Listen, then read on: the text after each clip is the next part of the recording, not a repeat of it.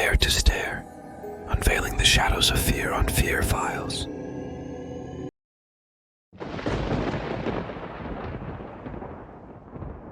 The spirit realm was a place of unending twilight, where the sky was a perpetual shade of gray. The landscape seemed to shift and change with every step. The ground beneath their feet felt insubstantial, like walking on the surface of a dream. The air was thick with a sense of foreboding, and an unnatural chill crept into their bones.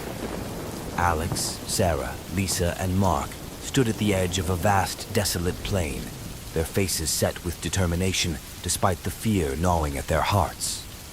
Eliza, her form shrouded in darkness, stood before them, her eyes glowing with an eerie light. "You have come far," she said, her voice a haunting melody that seemed to echo from all directions. "But to break the curse, you must prove your resolve. The trials ahead will test your strength, your courage, and your will to survive." Alex stepped forward, his jaw set. "We're ready. Tell us what we need to do." Eliza's gaze swept over the group, her expression inscrutable. "The forest's will is strong, and it will manifest your deepest fears to break your spirit. You must confront these fears and overcome them.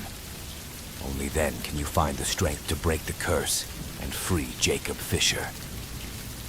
The ground beneath them trembled, and the landscape around them began to shift and change. The desolate plain transformed into a dense forest, the trees towering above them like ancient sentinels. The air grew heavy with the scent of damp earth and decaying leaves, and the whispers of the forest filled their ears, a constant, insidious murmur that seemed to come from all directions.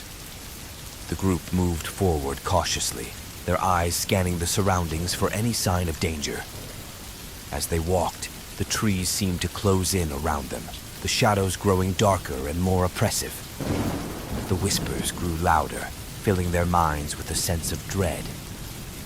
Suddenly, the ground beneath them gave way, and they found themselves falling into darkness. They landed in a narrow, winding tunnel, the walls closing in on them from all sides.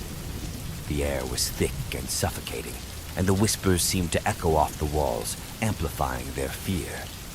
"This must be the first trial," Sarah said, her voice trembling.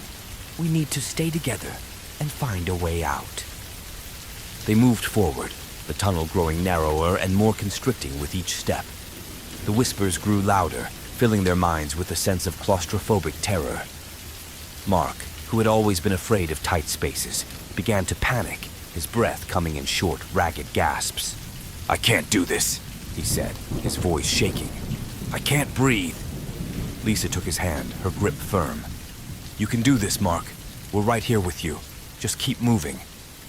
They pressed on, the tunnel growing even tighter.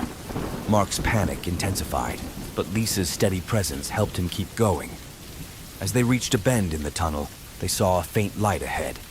With a final, desperate push, they emerged from the tunnel into a small clearing, the air fresh and cool. "We did it," Alex said, relief evident in his voice. "We made it through the first trial." But their relief was short-lived.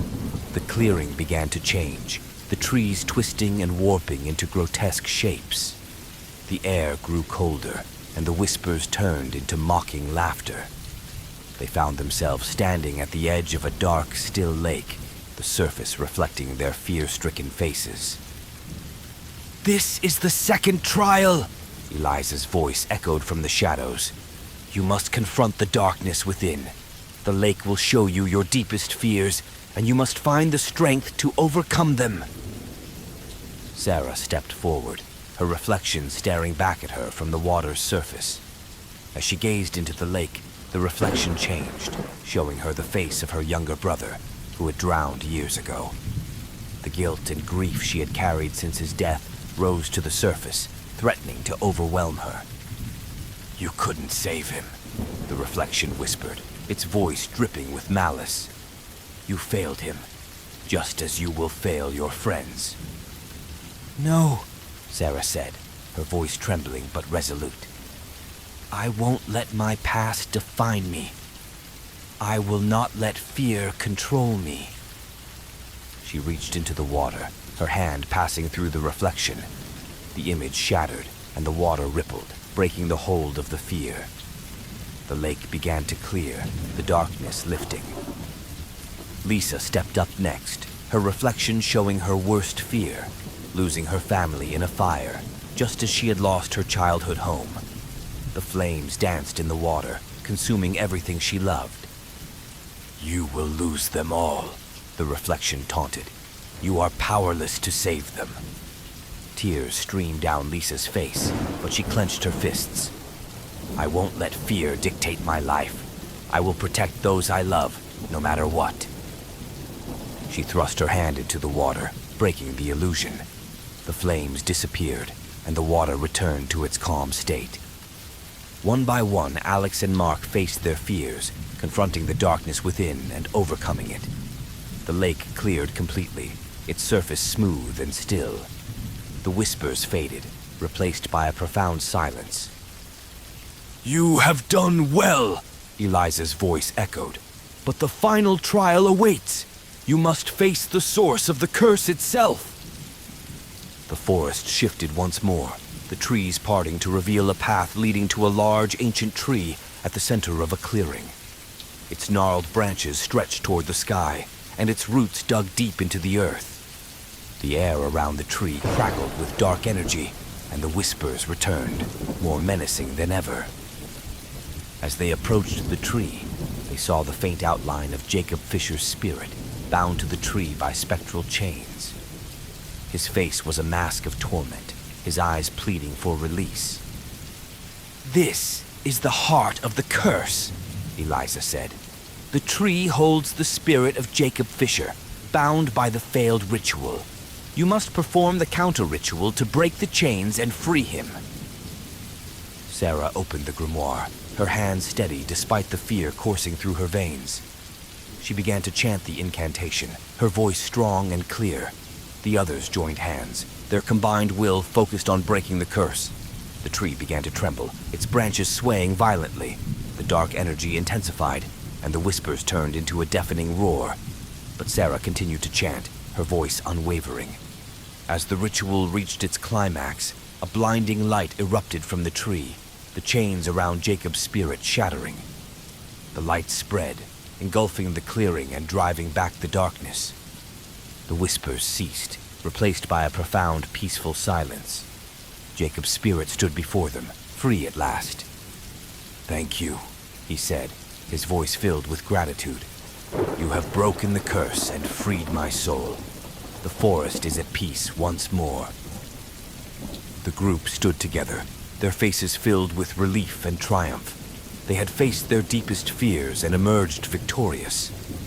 The Whispering Woods, once a place of darkness and despair, was now a place of peace and serenity. As they made their way back through the forest, the sun broke through the canopy, casting warm, golden light on the path ahead. They had survived the trials of the spirit realm and broken the curse that had haunted the woods for so long. And in doing so, they had forged an unbreakable bond, united by their shared courage and determination. The Whispering Woods would never be the same, but neither would they.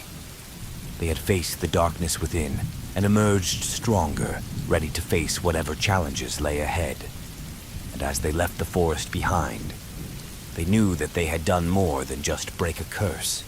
They had reclaimed their own strength and courage and discovered the true power of friendship and resolve.